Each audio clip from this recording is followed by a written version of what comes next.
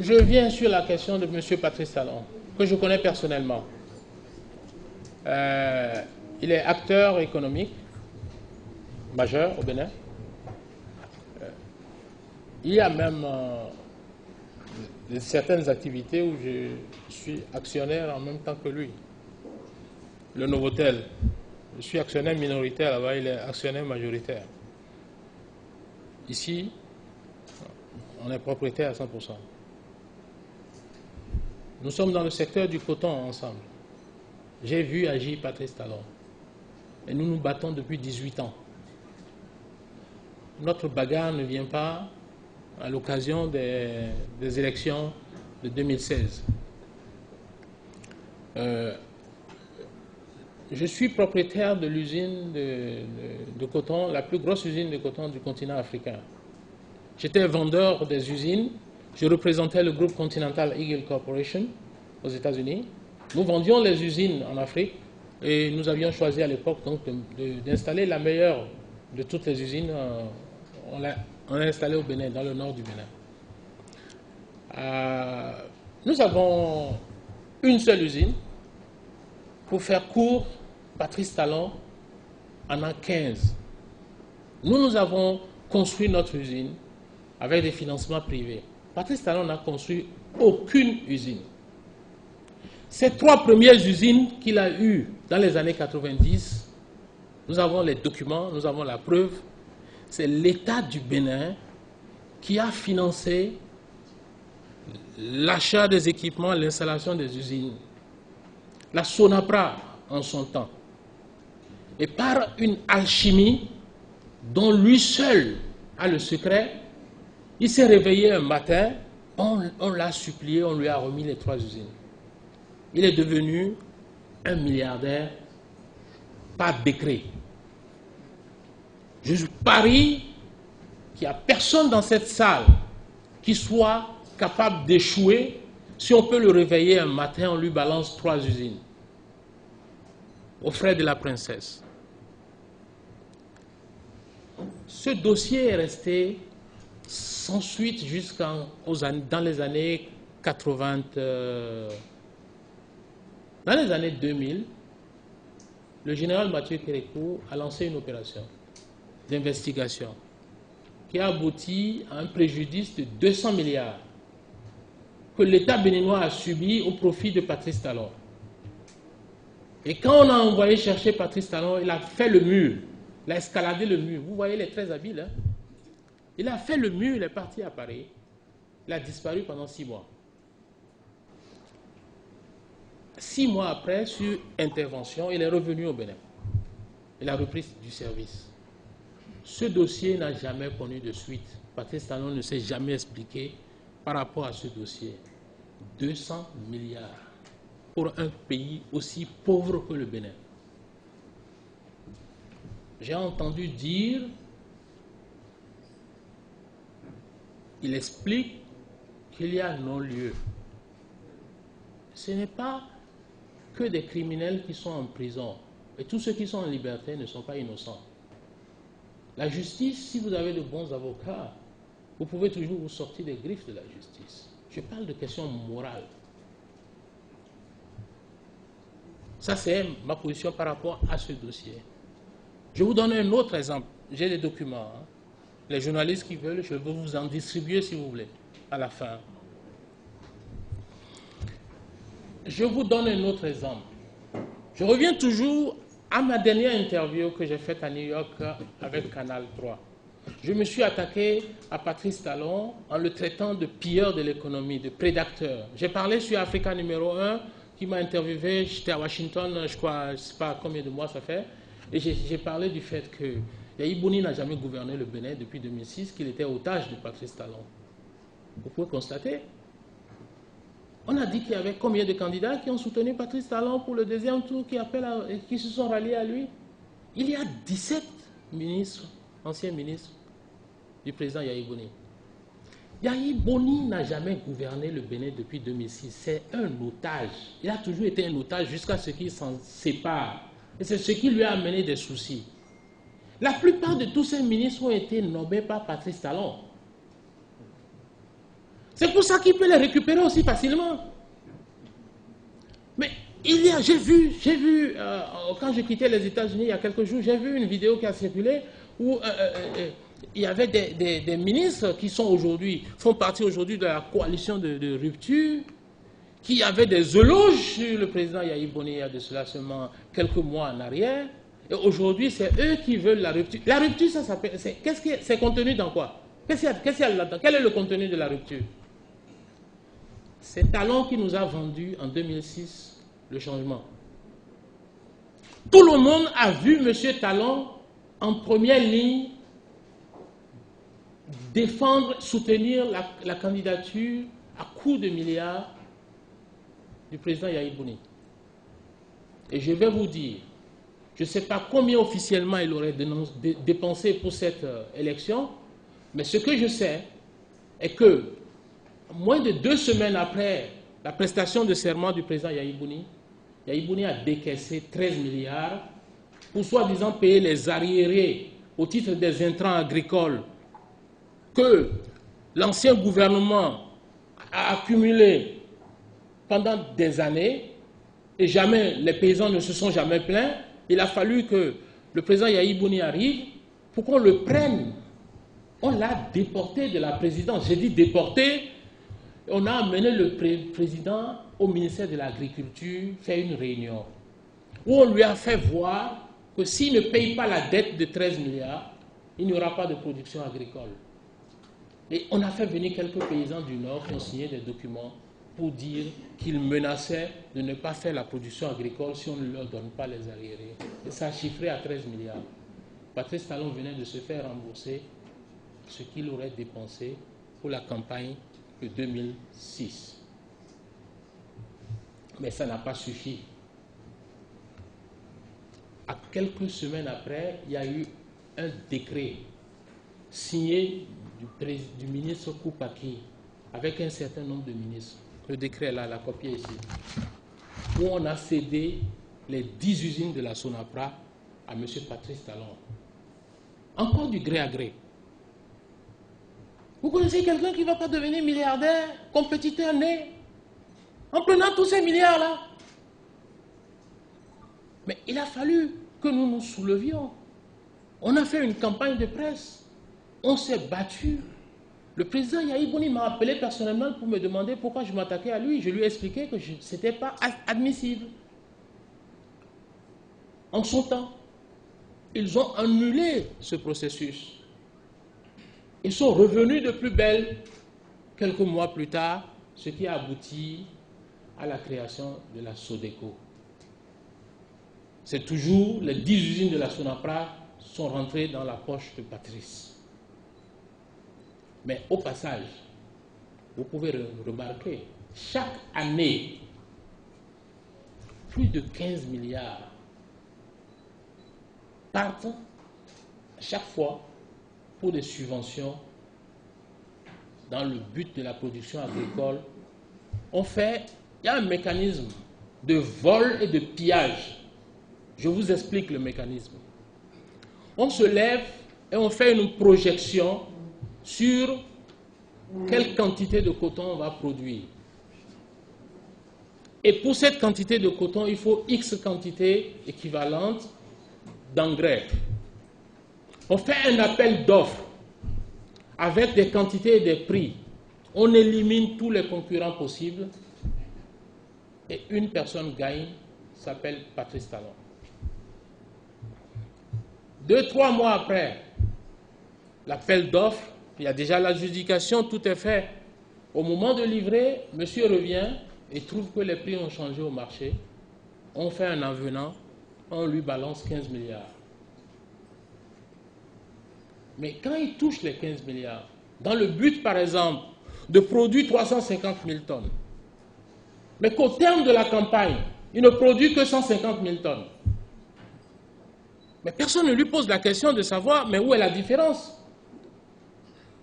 Non, cette campagne est clôturée et l'année suivante, le même jeu recommence.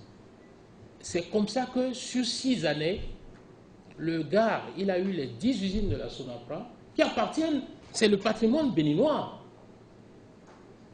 Il avait touché près de 100 milliards de subventions en 6 ans. C'est l'une de ces subventions-là que le président Yahi Boni a arrêté. Mais avant d'arrêter, quand on lui verse les dites subventions, on a découvert qu'il avait déjà touché l'argent. C'est comme ça qu'il s'est retrouvé au commissariat central, enfermé pendant 48 heures. Mais comme il est habitué, il s'en est sorti encore une fois, il est parti. C'est après ça qu'on nous a sorti une affaire de 3e mandat. Mais entre-temps, il y avait déjà eu le 2e mandat du président Yahi Boni. Et puis il y a eu cette fameuse affaire de PVI. Mais PVI, vous avez entendu le président Mbeki parler de PVI. Donnez-moi un exemple d'un autre pays au monde où on peut confier à un individu la collecte des fonds de la douane, des impôts, nos frontières, l'aéroport. C'est lui seul qui avait la fonction de ramasser tout cet argent. Et quand il finit de prendre sa part, il donne ce qui reste à l'État. C'est ça, PVI. Moi, j'appelle ça prend voleur imbécile. C'est PVI, ça. Parce que PVI, comme l'a dit le président Mbeki, c'est en pleine campagne. Regardez les dates de la signature de PVI. On l'a signé à la veille du 2e mandat du président Yahi Boni, sous forme de chantage. Il rendait des visites au président Yahi Boni, le président Mbeki, pour le faire croire au président Yahi Boni qu'il s'apprêtait à financer le PRD. Pris de peur, le président Yahi Boni lui a donné le PVI. Mais il a paralysé le pays. Il a paralysé le port, tout le monde a vu. Les milliers de jeunes transitaires sont tous devenus des esclaves. Le Niger, nos pays voisins, tout le monde s'est plaint et se plaignait. Le port s'est vidé. Mais en quelques mois, ce type a encaissé encore des dizaines de milliards.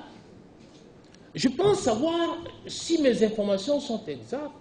Le président Yahi Boni a voulu amender le contrat parce qu'il avait vu le préjudice que ça portait à l'économie. Parce que moi, j'ai vu, personnellement, je suis allé à Lomé, je viens depuis les États-Unis, je viens au Togo, je viens au Nigeria, je vais dans les pays voisins, je survole mon propre pays. Parce que j'ai toujours combattu le comportement de Patrice Talon qui m'a promis, moi, face à face, que le jour qu'il a le contrôle du pouvoir politique, où je me tais, où il me met en prison. C'est le président Yahi Boni qui m'a envoyé en exil. Sinon, Patrice Talon ne possède pas la police ni la gendarmerie. Le président Yahi Boni m'a appelé pour me dire « Éloigne-toi de moi ». Parce que je devenais gênant. Donc, donnez-moi un seul pays où on remet toute la caisse de l'État à un individu. Au Bénin, c'est quoi? Nous avons le port. Nous avons l'agriculture, le coton. Nous avons le secteur de la télécom. Nous avons l'informel. Voilà à quoi s'est réduit l'économie du Bénin. Mais quand on me parle, par exemple, la France va venir nous coloniser, et la France a fait... Il n'y a rien à prendre, ils ont déjà tout pris. Laissez-les venir pour qu'ils viennent mettre leur savoir-faire pour nous aider à créer de la richesse. Il faut d'abord créer de la richesse avant de se battre sur comment on va partager. Mais nous, on se bat sur la pauvreté. Qui se bat pour diriger les pauvres? Je ne comprends pas. On dit nous sommes pauvres, on n'a rien. Quand quelqu'un se bat pour être pauvre, pour rester pauvre. Obama, c'est l'enfant d'un Kenya. Il est président du plus grand pays du monde, les États-Unis d'Amérique. Nous, on a notre propre enfant qui vient de la France avec des compétences. Et on se met à mettre tout ce qu'on veut sur les réseaux sociaux, on le traite de tous les noms. Je ne comprends pas. Mais si vous lui donnez le Bénin, il a 60 milliards de dettes dans les banques. J'ai un document de la lettre du continent qu'il a montré. Ce n'est pas moi qui l'invente. En dehors des informations que j'ai, il y a d'autres sources. Il réclame 140 et quelques milliards de dommages et intérêts à l'État béninois au titre de PVI. En dehors de tous les autres procès qu'il y en a plein. Mais dans la campagne que j'ai suivie depuis les États-Unis, Patrice Talon a donné un chapelet de choses qu'il va faire. Mais il a oublié de nous dire où il va trouver les ressources pour les réaliser. Goebbels, le conseiller politique d'Hitler, dit ceci: plus le mensonge est gros, plus le peuple y croit. C'est un gros mensonge. C'est lui qui a parlé de Tamila quand on a parlé d'empoisonnement. Pendant cette affaire de campagne, le juge qui a libéré M. Talon a sorti un livre. Il a expliqué comment il y avait des constances dans cette affaire d'empoisonnement. Je ne suis pas sûr que 5% des Béninois ont lu ce livre. C'est les Français qui disent, quand vous voulez cacher quelque chose aux Africains, mettez ça dans un livre. Il ne faut pas voir. Je suis venu affronter le danger, parce que c'est comme un affront. Ce que je vois, la scène que je vois, c'est triste. Il y a beaucoup de gens qui sont autour de cette table de ralliement, à qui j'ai parlé personnellement, avant les élections, pendant les élections et après le ralliement, et qui m'ont dit, ah, on n'a pas le choix. C'est faux. Je préfère mourir les armes à la main et de vivre à genoux. Patrice Talon serait un enfant d'Abomey. Plus que qui? Ma grand-mère est la fille du roi Glélé. Aïkatine. C'est la mère de mon père. Qui parle d'Abomey? Qui parle de la Chine? On parle de développement de l'espèce humaine. Arrêtez vos conneries de distinction. Vous allez dans un village ici en Afrique, à peine 10 km après votre lieu de naissance, vous êtes déjà étranger. Et puis vous nous parlez de l'unité africaine. Nous ne sommes même pas capables de nous accepter entre nous et nous nous plaignons du fait que le blanc ne veut pas nous laisser aller chez lui. Aux États-Unis où je vis, on ne s'occupe pas de savoir d'où vous venez, on s'occupe de savoir ce que vous pouvez apporter. C'est comme ça qu'ils sont capables de choisir un négro comme président. Dans le même temps, c'est le pays qui a développé le racisme et autres là. Mais eux, ils avancent. Mais nous, on a choisi de reculer. Je ne peux pas accepter ça. En dehors de ça, le fait de rejeter la personne de Patrice Talon n'est pas un programme de développement. Ce n'est pas un argument pour choisir le Premier ministre Lionel Zinsou. Mais le Premier ministre Lionel Zinsou, il n'a pas besoin de parler. Ses références parlent pour lui. À côté de lui, moi, je suis qu'un illettré. Quel est le complexe de reconnaître qu'il est le plus compétent quand on a fini d'oublier qu'il est France-Afrique? Parce que moi, je ne sais pas. Donnez-moi le nom d'un seul pays francophone ou même non francophone capable de gérer aujourd'hui sans la France. La vie, c'est ce qu'on appelle le rapport de force. Quel que soit le président béninois qui sera élu, observez bien. Première visite, Paris. Pour aller s'agenouiller là-bas pour dire il faut oublier tout ce que j'ai raconté pendant la campagne. Ça, c'est la campagne. Ça, c'est ça. Voilà un autre France-Afrique ici. Il est français, il est béninois, il est l'un des meilleurs chirurgiens en France. Alors, si demain matin, il s'approche du fauteuil, on va trouver qu'il est... Comment on appelle ça? Mais lorsqu'on pourchassait M. Talon par rapport à l'empoisonnement, coup d'État, là, quel est le pays qui l'a protégé? Mais pourquoi on n'a pas parlé de France-Afrique en ce moment-là? On allait le jeter dehors parce qu'à un moment donné, même il n'avait pas de passeport. La France est un pays de droits de l'homme. Ils l'ont protégé face à la machine de répression. C'est les droits de l'homme.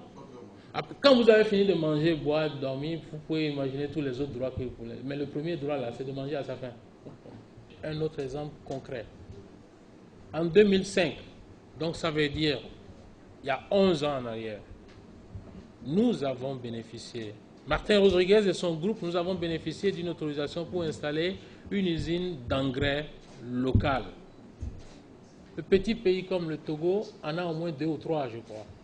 Nous n'avons pas une seule usine d'engrais. On en avait une au temps de la Révolution qui a été privatisée, rachetée par qui? Imaginez. Patrice Talon l'a racheté, fermé et éliminé ça. Et importe les intrants. Parce que c'est mieux de prendre des subventions pour que les devises restent à l'extérieur. J'ai importé une usine d'engrais au Bénin. L'usine est là depuis 2005 en conteneur.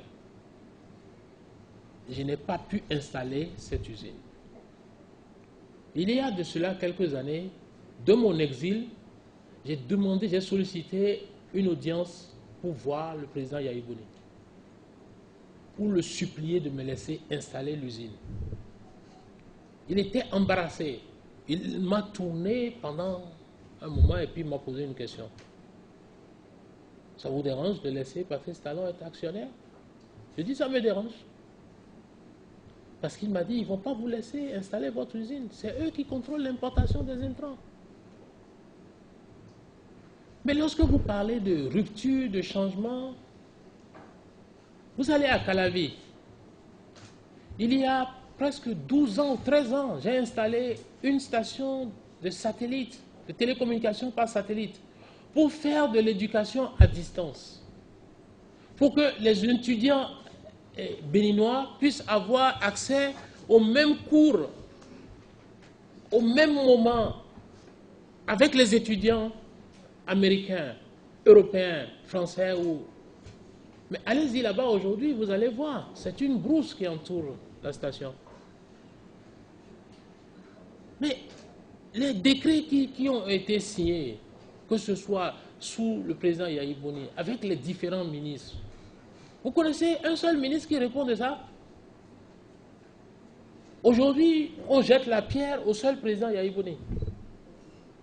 C'est trop facile parce que lui, il est partant. Et on prend les mêmes, on recommence. On prend les mêmes, on recommence. C'est ça qui me dérange. Donc, je sais le risque que je cours. Il y a beaucoup d'amis qui m'ont contacté ce matin, dès qu'ils ont commencé à voir dans les réseaux sociaux que Rodriguez veut sortir. Non, il ne faut pas parler, tu cours un risque. Qu'est-ce qui va t'arriver s'il devient président? Mais qu'est-ce qui va m'arriver? Qui m'est pas encore arrivé? Avec tout ce qui... Vous voyez, quand vous sortez dans le jardin là-bas, cet hôtel, nous l'avons acheté en 2003. On n'a jamais pu travailler ici. Parce que notre personnel a été acheté pendant longtemps par qui, vous savez. Et nous avons ici, on a eu ici, dans cette petite société, on a eu 2 syndicats qui ont passé leur temps à se battre. Et quand ils sont fâchés, ils vont à la présidence, ils vont à l'Assemblée nationale et ils demandent toujours à l'État, il faut leur arracher leur hôtel. C'est comme ça que vous voulez développer l'investissement privé. Pendant ce temps, qu'est-ce que nous constatons? Quand vous sortez dehors, vous allez voir, vous pouvez profiter et sortir. Ils ont commencé à vendre la plage. Donc aujourd'hui, l'hôtel veut devenir un enclave. L'hôtel est enclavé. L'accès à la mer n'est plus possible. Dites-moi, c'est ça le développement? J'ai dit dans mon interview, on a réduit notre jeunesse à la mendicité. On les a réduits à la pauvreté et il n'y a qu'une seule occasion pour eux de s'en sortir, c'est à l'occasion des élections. Donc les mêmes forment des équipes et soutiennent plusieurs candidats à la fois pour pouvoir toucher un peu. Parce que juste au lendemain, ils ne verront plus aucun candidat. J'ai entendu nouvelle conscience. Mais avant de parler de nouvelle conscience, il faut régler l'ancienne. Il n'y a pas de bilan. Et c'est gênant. Le président Gbagbo a aussi soutenu la candidature du président Yahi Boni en 2006. Mais à peine installé, le président Yahi Boni, à peine installé au pouvoir, le président Gbagbo s'est retrouvé en prison. C'est au fond de sa prison qu'on est allé lui arracher son usine de coton qui est installée en Dali. On a arraché au président Gbagbo son usine. Et qui lui a arraché l'usine? Le même.